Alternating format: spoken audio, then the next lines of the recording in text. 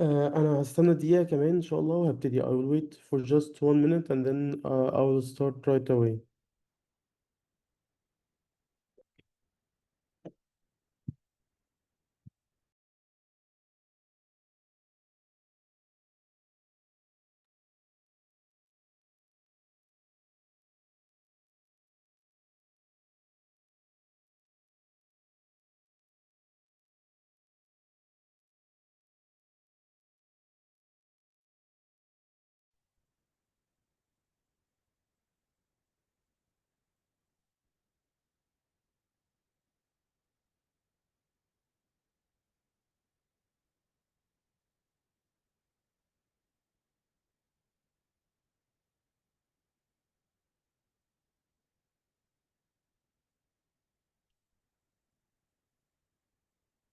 آه، طيب، مساء الخير يا جماعة. معاكم إبراهيم شحاتة من مكتب شحاتة أند بارتنرز. والنهاردة إن شاء الله الويبينار هيبقى على الليبر النيو ليبر لو. So this is Ibrahim Shahata from Shahata and Partners Law Firm. I will talk today about the new labor law and the various amendments that have been executed last week or so in this new legislation. I will talk mostly in English because we have some foreign attendees, I think. And if anyone wants to ask about anything in Arabic or for me to explain it in Arabic, they can send me in the chat and I will do that, not a problem. آم، فأنا هتكلم بالإنجليزي معظم الوقت، ولو في أي حد عنده أي حاجة عايز يسأل عليها بالعربي أو عايز أشرحها بالعربي فممكن يبعت في الشات وأنا هرد عليه بالعربي، مفيش مشكلة خالص. طبعا الويبينار ده بيبقى recorded. It will be recorded and it will be saved on our YouTube channel so that if anyone wants to get back to it later on, they would be able to do so. Uh, as for the presentation that will be showed or is shared during this webinar, it's available now on my own LinkedIn page and it will be available on our website by early next week. So you can download from the website. Um, so yeah, thank you very much for attending the webinar. It's a great pleasure to have all of you here. Um, this webinar is going to tackle like almost like 95% of the amendments that have been introduced to the labor regulations in Egypt. Um, the past labor law was issued in 2003, so it's has been almost 22 years since the last law. This law has been in the works for about 3 or 4 years. So the first draft of this new labor law, I think, was issued in 2021. And since then, there have been several amendments, several drafts, until it was issued during the labor law celebration this month. So it was issued on the 3rd of May. Uh,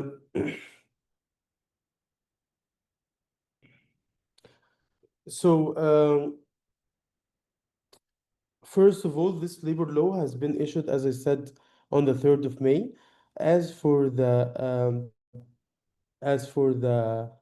date of its effectiveness or like going into formal effect, it will be the 1st of September 2025, because the law says that it will come into force at the beginning of the month following the lapse of 90 days from the dates of the issuance in the Egyptian Official Gazette, issued in early May 2025.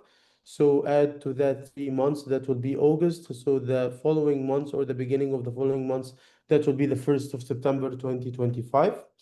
and a special issue will come into effect only on 1st of October, which is the specialized labor courts.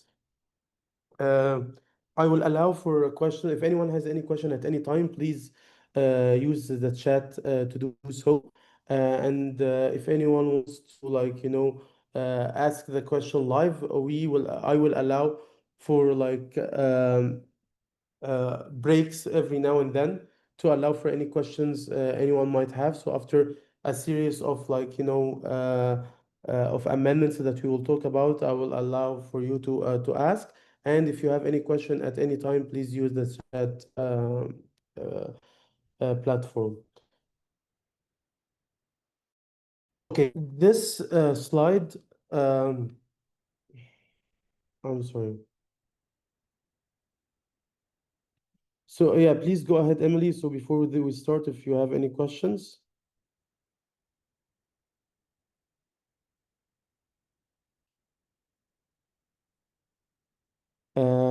Can everyone hear me? If you just can confirm that via the chat, that would be great.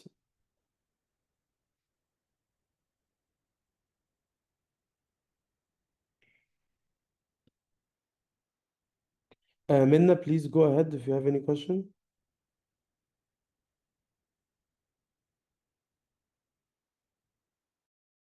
So I will start. The chat is disabled. Oh, okay.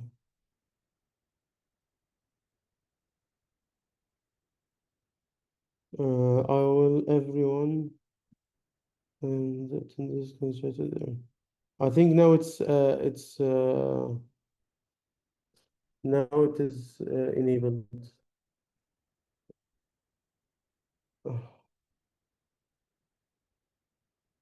Okay, it works. Yes. Okay.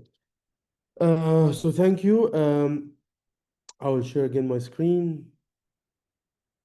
Okay, so this slide summarizes the main amendments that have been carried out in this new labor law. First, I would like, before going into the details, I would like to thank my colleagues Omar and Tasneem for helping me with this webinar and with the preparation for it and preparing this presentation as well. So the First Amendment, which is very critical, is relating to the limited and unlimited term employment contracts. So first, what is a limited term employment contract and what is an unlimited term employment contract? There is a definition for that in the new labor law. Basically, a limited contract has to be in writing, and it has to have a fixed term in writing for the labor relationship. So if you have an employment relationship that is not in writing, or that doesn't have a fixed period, or was in writing but then got renewed without any writing or any documentation in writing, then it get converted into an unlimited term labor contract. Okay, so this was the case in the past labor law, and this is still the case in this new labor law. And when you're talking about the definition or the distinction between a limited term employment contract and an unlimited term employment contract. What is new? Uh, Back in the day, or back in the new on the old labor law, when there is a termination of a fixed term employment contract, uh, what the situation was to pay out the remainder of that contract. That was the interpretation of the law back then. And for unlimited term contract, you will pay out a minimum of 2 months each year of service. So here in the new labor law, you will find that the law has added a new clause saying that terminating a fixed term employment contract will entitle the employee to a 1 month salary for each year of service. Uh, However, the new labor law doesn't clarify, does this apply to termination only? So terminating labor contract prematurely, for example, we have a labor contract from 1st of Jan 2025 for 1 year, and I decide to terminate it in September. So this means that I will pay only for 1 month for that contract, for terminating that contract prematurely, or if I end the contract, or if I didn't does don't renew the contract by December 2025, I'm still required to pay that 1 month's salary. In my opinion, and this is something that will be clarified on through court judgment, but in my opinion, the 1 month salary apply only for premature termination. So if I have an employee who has been with me, for example, for 3 years, like I renew him, like, on a yearly basis, so he has been with me for 3 years. So this means that if I terminate that contract prematurely in the third year, then I would pay 3 months salary. But in my opinion, if the 3 years, or, like, if you renew each year on the same date and the third year has ended without any additional renewal, then I don't think that the employer will be required to pay that compensation. Uh, I will say that in Arabic because this is a very important issue. في القانون الجديد بالعربي مكتوب ان هو اذا ابرم العقد او جدد لفتره كذا، العامل ليه الحق في الانهاء. وبعد كده مكتوب انه اذا كان الانهاء من جانب صاحب العمل، استحق العامل مكافاه تعادل اجر شهر من كل سنه من سنوات الخدمه. كلمه الانهاء بالنسبه لي انا تعني فسخ العقد، فسخ العقد قبل انتهائه. لكن عدم تجديد العقد اعتقد ان هو مش هيترتب عليه اي مسؤولية بسداد المكافأة دي. مع العلم طبعا ان المحاكم قد يكون لها رأي اخر لما تتأسس المحكمة العمالية المختصة. لكن انا في رأيي ان هو كلمة الانهاء يقصد بها البريماتيور ترمينيشن، يعني انت ترمينيشن قبل انتهاء العقد. ده رأيي، لكن هنستنى ونشوف. As for the unlimited term contracts, it's the same compensation in the event of termination, which is 2 months for each year of service. And this is the minimum, but in practice, the courts usually like give out these 2 months only. The new thing is under the new labor law is that it has standardized the duration of the notice period to be 3 months, regardless of the employee's service with the employer. What does this mean? It means that in the old labor law, there was two notice periods. One for any employee below 10 years, below 10 years of service, as far as I recall, and one for any employee with more than 10 years of service. This is 2 months, this is 3 months. Now it is 3 months for every one, which that's the new thing under the new labor law. I will stop here. If anyone has any question, I'm seeing some questions. So these contracts are for full-time employees. That's an interesting question. So under the new labor law, there's a special section for what they are calling the new working arrangements, which include part-time, hybrid mode, it includes remote work, it includes like several things. And then under this section, it says that these non-traditional employment relationship will have the same rules as the traditional labor relationships. So in other words, so if I have a remote contract and it doesn't have a specified period, or it's not in writing, then it will be considered as an unlimited term contract. But if it is in writing and it has a limited term, then it will be considered a fixed term contract. So in other words, like part-timers and full-timers have the same treatment in terms of, like, what is considered as a fixed term contract and what is considered as an unlimited term. To this slide later on, but this is just to answer this question. If anyone has any questions about this part, or anyone has any opinion about whether the word termination or word الإنهاء means also non-renewal or not, I would love to hear. There's a few there's a lot of like, great legal in the webinar. I know some of them personally, so I would love to hear from anyone if anyone has any contribution.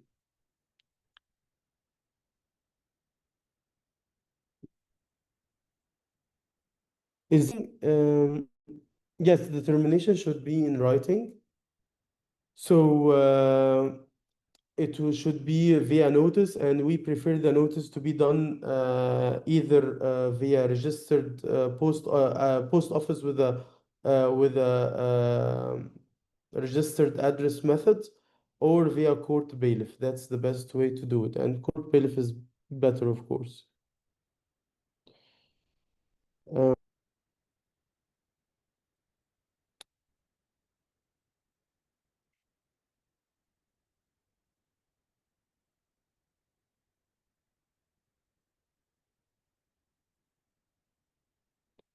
if anyone would like to contribute, please raise your hand,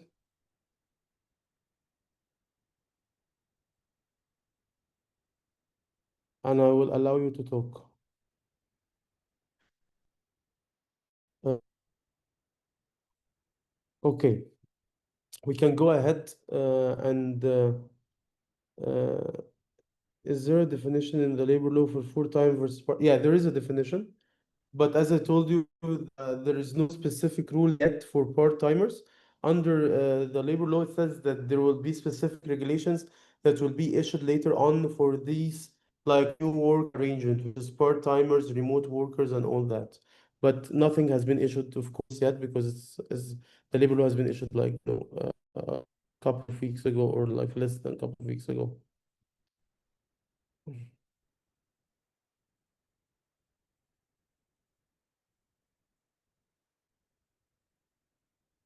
So Salma is asking, like, do we rely on the legislative notes for the interpretation?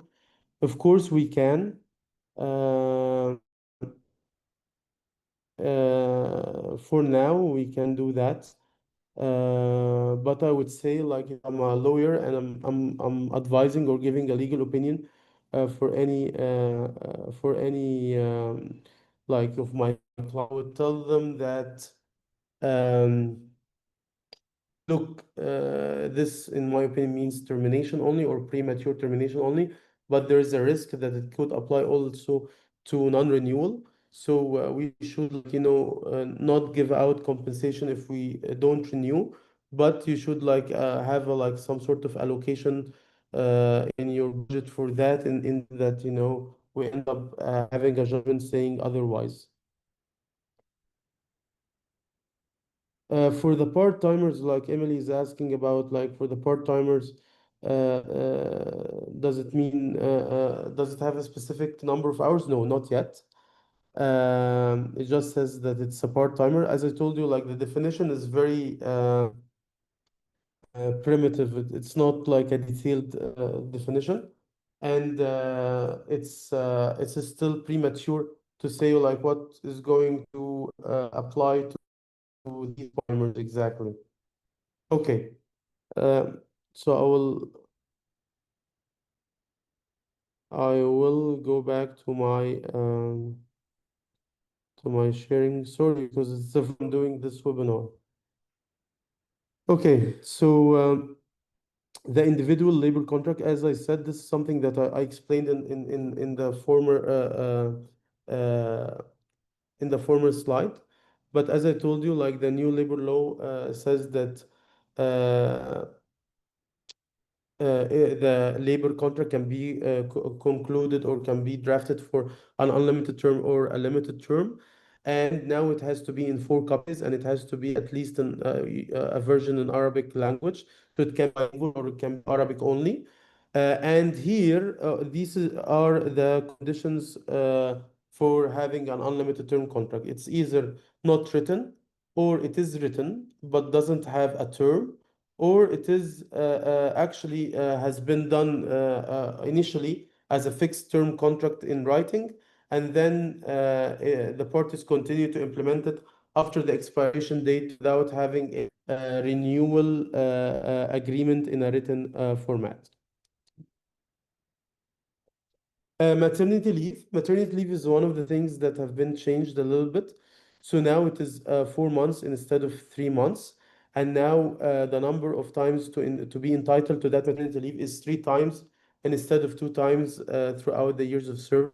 Also, this maternity leave applies to any female employees, regardless of how long they have been with the employer. So in the past old labor law, there was a minimum period. I think it was 9 months, but I will try to recall it. But the female employee had to stay with the employer for at least a minimum period before she gets entitled to this maternity leave. Also, there is at least 1 hour that has to be reduced from the working hours of a woman starting from 6 of pregnancy. And of course, there is no overtime starting from the 6 months of pregnancy or throughout the whole pregnancy and until the end of 6 months after the date of the maternity leave. Annual leaves have changed. So now the first year is 15 days only. And starting from the second year, it's 21 days. And then it's 30 days for any employee who haven't, then that's for one employer or more, it doesn't matter, or is over the age of 50. And luckily, it's 45 days for disabled employees.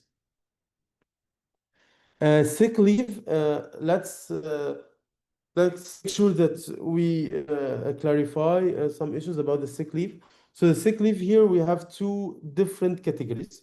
So we have the regular category and we have the category for employees who are work in industrial establishment. So the regular category, it's the same like this old law. It's based on the social insurance law. As for the it says that the first 3 months will be full pay. Next 6 months is 85% of the wages, and the final 3 months is 75% of the wages. It was different, as you can see in this slide. It was different in terms of like periods and percentages as well.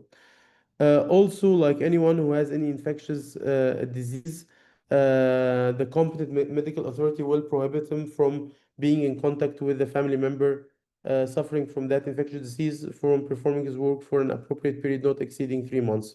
And these diseases will be determined by virtue of a decree from the Ministry of Health. Child care leave.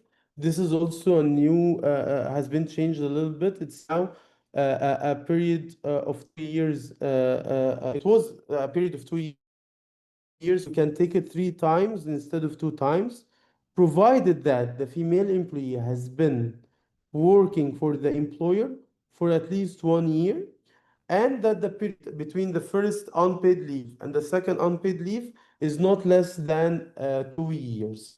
So it's now 3 times instead of 2 times, and it's now you have to have a bridge or you have to have at least 1 year between at least 2 years between the first leave and the second leave. Accidental and paternity leaves. Accidental leaves are now 7 days instead of 6 days, with a maximum of 2 days at a time. And paternity leave is a new thing that has been added, but it's very small, like it's just the day of the childbirth, and it's not deducted from the annual leave balance, and it can be taken for up to 3 times during the period of service. Study leave, that's also something that I think was in the old labor law. So it's the same as the old labor law. It's just has like, that the employee now has to notify his employer 10 days prior to the leave and has to submit a proof of attendance of examination. And then such leave will not be deducted from their annual leave balance. Official holidays. Official holidays now back in the old labor law, if you make one of your employees work during an official holiday, then you have to compensate them for such a day, but now you can instead give them another day off instead of the day that he worked during the official holiday.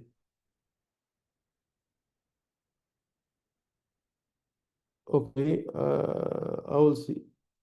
Some people have some question. Is the company legally obliged to employees for unused personal vacation days? If yes, what's the maximum allowable carry forward or payout limit for unused leaves, either annually or at the end of the employment?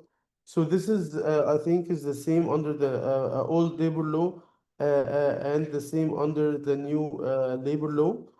So each employee has to take at least 15 days of vacation each year, and only the remainder can be carried out.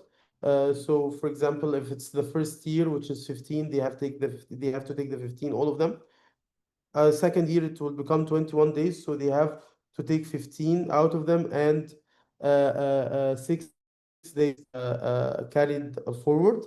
And in that case, I'm just getting back to the, yeah. Uh, the employer has to like settle these carried forward vacations, like the 6 days, every 3 years. And if the employment relationship ended before this 3 year period, then it will have to be settled at the termination date. Um, and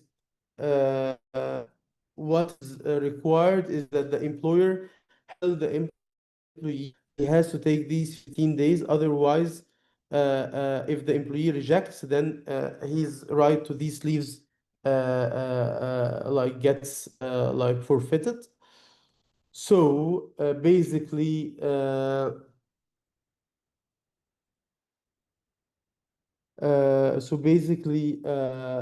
you can carry forward 6 days, and every 3 years you have to settle them.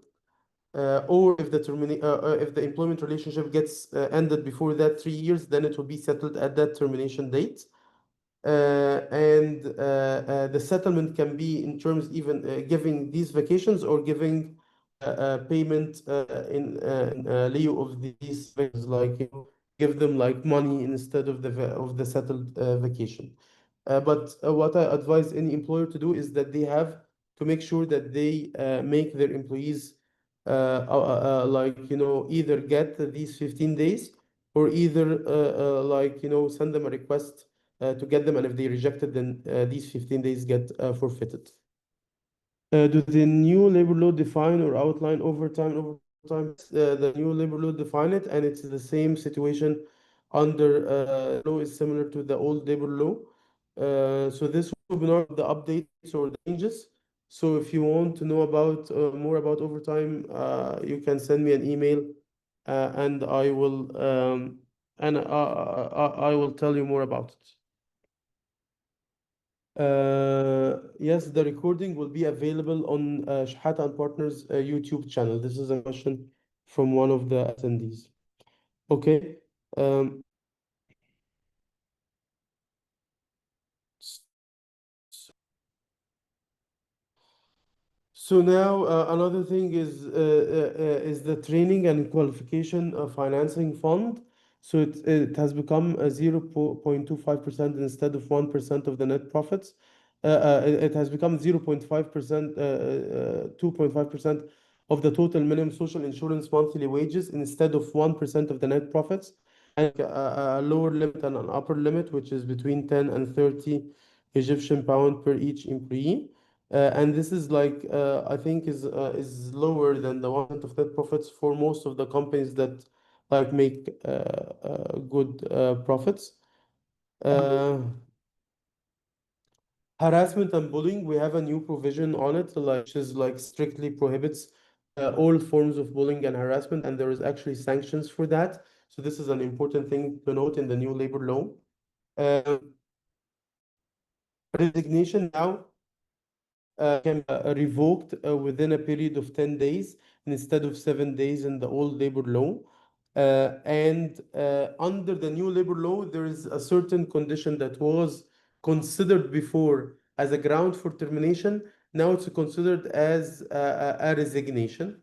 Which is like being absent for 20 non-consecutive days, or being during 1 year or 10 consecutive days. So this will be considered as a resignation and not as a ground of termination, with the requirement to give a notice, which is 10 days in the first case, which is 20 non-consecutive days, and 5 days in the second case, which is 10 consecutive days. What does this mean to make it a ground for resignation, or to make it a resignation instead of termination? Because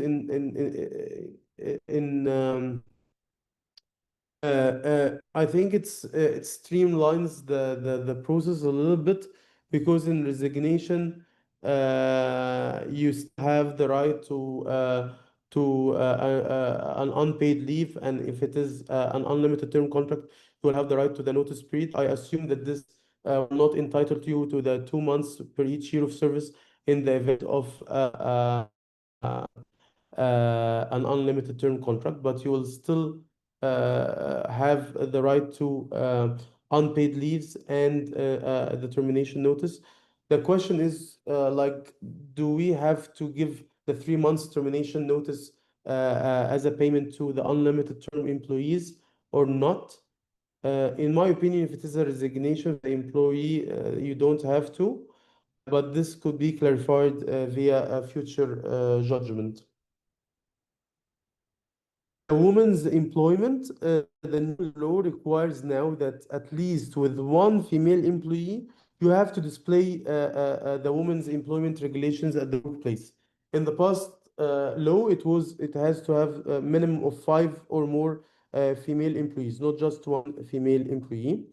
Also, one of the things that has changed is that the female employee has the right to terminate her employment contract due to marriage, pregnancy, or childbirth, provided that she provides a 3 months notice. And this termination will not affect her rights under the labor law or the social insurance and pensions law. File retention and record keeping. Now, the new labor law requires that the employee's file be kept for 5 years instead of 1 year. Uh, what is more important is that file can be kept in an electronic format, which eases the process a lot for any employer. Also, the new labor law requires establishment employing disabled persons to keep a written or an electronic record documenting the names of these disabled employees. A new article on the equal wages. Now, it says required to have equal pay for work of equal value for male and female employees as a sanction for not committing to that. And that can of cases, and as you know, there is a move globally towards equal pay between male and female employees, which is a great thing, of course. So hopefully this will give some fairness to female employees in the Egyptian workplace. Child labor. Now child labor is it has it the minimum age has been risen from 14 to 15 years, and the minimum ability age for training program has been raised from to 14 years. And the new labor law obliges any employer training a child under the age of 15 to issue a card confirming that he's training with him with his photo, and to be authenticated by the competent administrative authority, which is basically the labor office, and stamped by the labor office seal.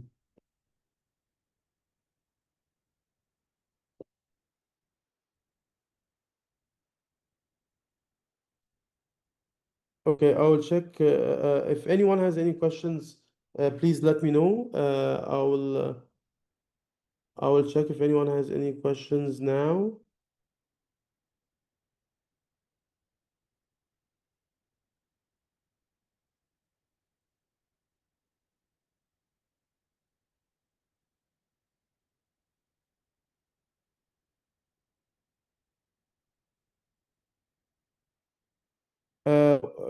So, Miss Marwa, if you can tell me like which part you want me to clear it in Arabic, I will not a problem. The equal pay or something else.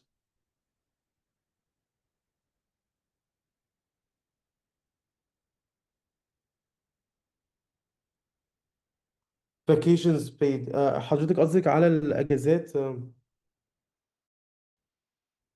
آه، انا سمحت، انا كده عامل حضرتك allowed to talk، فحضرتك لو تسالي بالعربي مفيش مشكله، اتفضلي. أنا عايزة أعرف إيه هو أقصى حد ممكن يترحل، يعني أجازات اللي ما خدوهاش، يعني أقصى عدد أيام ممكن نرحله قد إيه طبقا للقانون الجديد. ولو أنا مثلا هدي تعويض عن الأيام اللي ما اتاخدتش، هل ده مم. بيتعمل بشكل سنوي ولا لما بيجي الموظف ماشي ولا كل 3 سنين؟ الحتة دي بس مش واضحة عندي. حاضر. وأقصى عدد أيام أدفعه قد إيه؟ يعني مثلا هو طيب ليه هو مثلا دلوقتي، بأقصى حد أقصى، مثلا واحد عنده 3 شهور مثلا رصيد، بحد أقصى ندفع شهر مثلا ولا إيه؟ دي مش واضحة. شكرا. بقول لحضرتك، هو عشان بس ايه، هو الوضع هنا قريب قوي من الوضع في القانون القديم، مفيش اختلاف فيه قوي. تمام. هو دلوقتي المفروض انه كل موظف ياخد 15 يوم اجازه كل سنه. تمام. انا عندي دلوقتي سيناريوهين. لو الموظف قدم على اجازه واخد ال 15 يوم مفيش مشكله. عندي 3 سيناريوهات. الموظف اخد الاجازه بتاعته ال 15 يوم مفيش مشكله، يبقى كده تمام، يبقى هيترحل له الباقي اللي هو حسب. لو هو عنده 21 يوم هيترحل له 6 ايام، لو هو عنده 30 يوم هيترحل له 9 ايام. تمام. هيترحل له لا كام، 30 هيترحل له 15 يوم. تمام. عندي الاوبشن السيناريو الثالث، ان هو الموظف ما ياخدش اجازه وما يقدمش طلب، وصاحب العمل ما يطلبش منه ان هو ياخد الاجازه. تمام. فدلوقتي السيناريو الاولاني، لا هو اخد الاجازه خلاص، هو اخد ال 15 يوم ممكن يترحل له الباقي. السيناريو التاني، صاحب العمل قال له ياخد الاجازه وهو رفض، يبقى ساعتها برضو 15 يوم كده هيعتبره تمام ويترحل له الباقي اللي هو 6 او 15. تمام. الا طبعا لو في حد من اصحاب الهمم. تالت حاجه بقى، ان هو ولا هو اخد ولا هو طلب ولا صاحب العمل طلب منه ان هو ياخد الاجازه، ساعتها دي اللي عليها احكام بتقول ان هو بيحتفظ بالمده كلها. يعني لو هو مثلا ما اخدش اجازه لمده 20 سنه هياخدهم كلهم، هيستحقهم كلهم. تمام. دلوقتي ده اول حاجه. المفروض حضرتك قانونا تعملي تستلي او تظبطي الاجازات، يعني ان هي تمحيها خالص كل 3 سنين، سواء ان انت تديله الايام دي او ان انت تديله مقابلها اجر. تمام. آه، فلو هو حصل له انهاء او ما تجددلوش عقده قبل ال3 سنين ده وهو بيمشي، ياخد المقابل بتاع رصيد الاجازات بتاعته. هل كده واضحة لحضرتك؟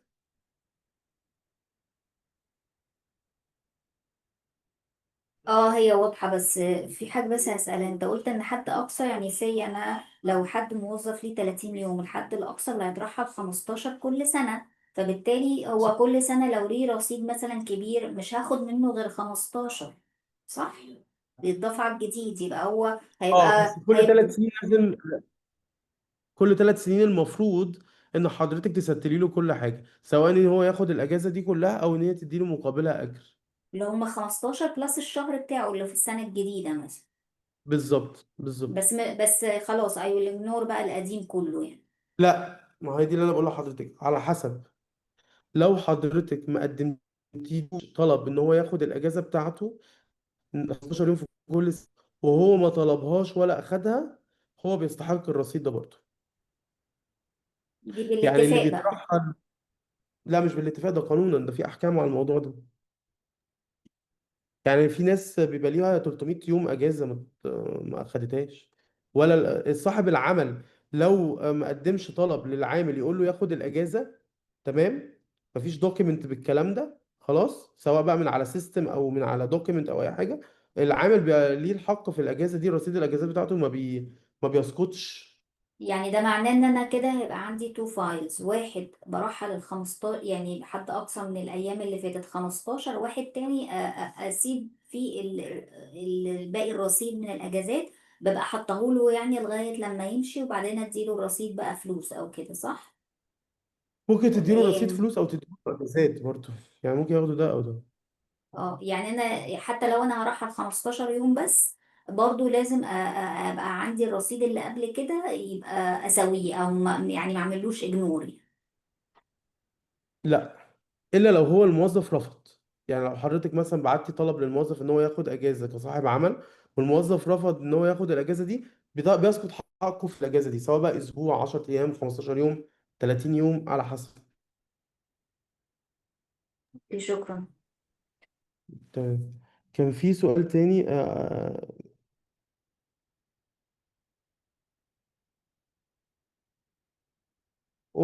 انا مش فاهم السؤال، استاذ محمد سعفان. هخلي حضرتك ثانيه واحده. استاذ محمد سعفان، لو انا كده حضرتك allowed to talk يعني. فلو حضرتك تقول لي، بس انا مش فاهم السؤال أوي.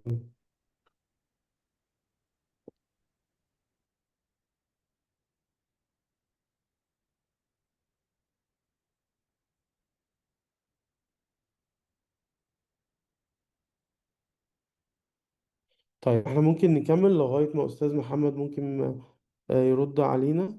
مفيش مشكلة.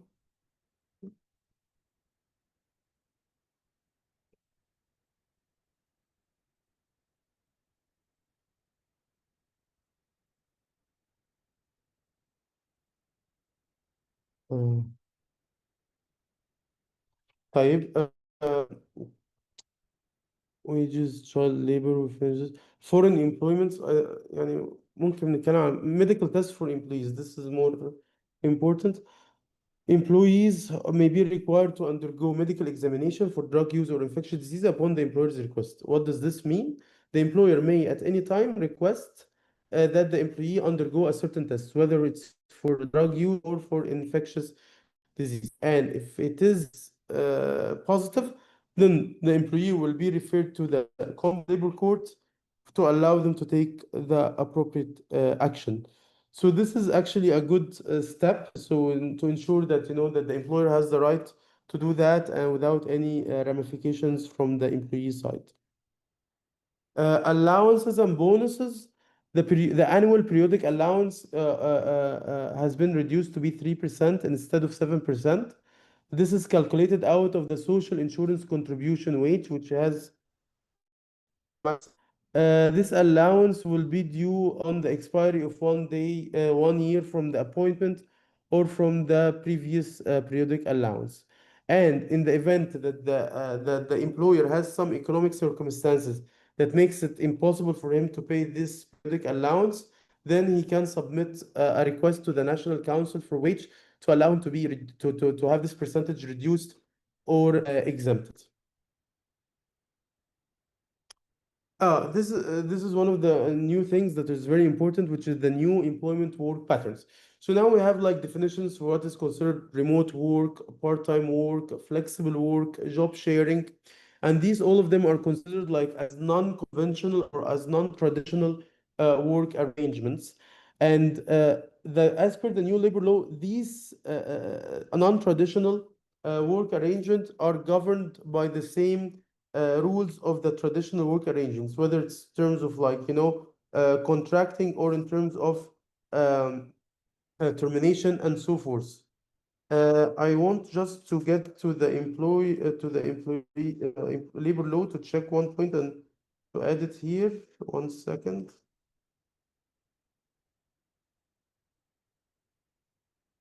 Uh, it's about that. Yeah. Okay. The the labor minister will issue certain rules for these new work arrangements, whether it's labor regulations or labor contracts, or how to prove these relationship and how to get your rights as an employee and as an employer. Also, what is important here to note is that uh, the employee can have like can work for more than one employer in these new work arrangements. So he can have like part-time job, for example, with a certain employer number A, and another part-time job with certain employer number B. Or can have like part-time job with employer number A, and he's working also for himself. Uh, the only condition is that the employee should have should abide to complete confidentiality of all work secrets of both employers that he's working with. He shouldn't share anything between both employers to each other. Also, what is interesting is that here in this specific section, it says that the labor contract can be documented in an electronic format, which is a new thing that is not written in the part concerning the traditional or the conventional labor contracts. Last thing is that we will have competent labor courts. They will start in the 1st of October 2025. Significantly, in any case relating to dismissal or termination, the new labor law requires that the labor court issues decision within the first 3 months of the date of the first hearing, which is very fast and very, speedy. Okay. So as a conclusion, as you can see, there's a lot of things that have been changed in the new labor law. What strikes out to me is that, the thing concerning the compensation for the fixed term contract, the new rules on the maternity leave and the annual leave, also the harassment and bullying and the equal pay issues. Another thing is the new work arrangements and the medical tests as well. Okay, so now I've finished the webinar, and I would love to hear from you, if you have any questions, any feedback, that would be great.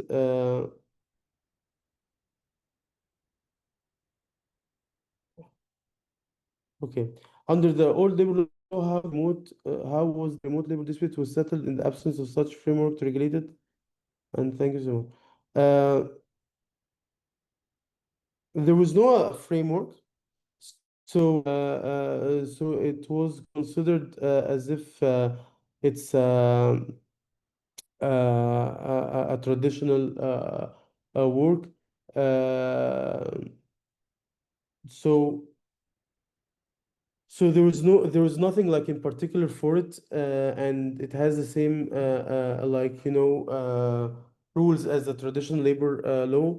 The only thing that could be tricky is that if the employer wants to prove the employee didn't come to the office. So if he's remotely, that doesn't make sense. But we didn't have any like judgments concerning this issue or any precedents clarifying this issue.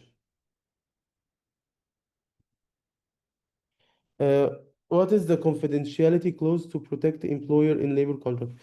So, so let's clarify here one thing. So the confidentiality is a requirement for any employee to have strict confidentiality of all secrets of his own employer. But what we do here at Shahata and Partners usually is that we add a confidentiality clause that will survive the termination or the expiration of the labor contract for 1 year or 2 years to make sure that the employee doesn't reveal any secrets for a period of relationship gets terminated or gets expired. I hope that answers your question.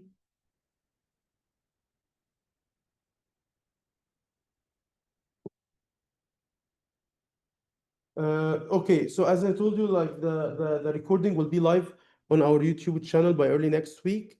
The presentation that I have shared will be live on our website by early next week. It's live now on my own LinkedIn page. If you have any questions at any time, you can email us at info@shahatalaw.com. I will add the email here, info@shahatalaw.com. We would love to answer any questions you have, free of charge, of course.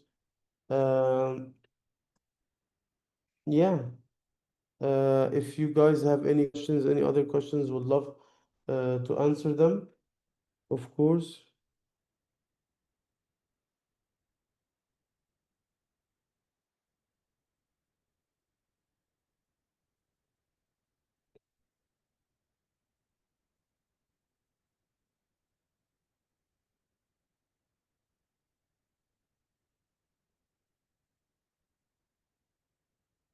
Okay. So thank you very much for attending the webinar. I hope you found it useful. It's a great to have all of you with me, and hopefully we'll see each other again in future webinars by Shahata and Partners. Thank you.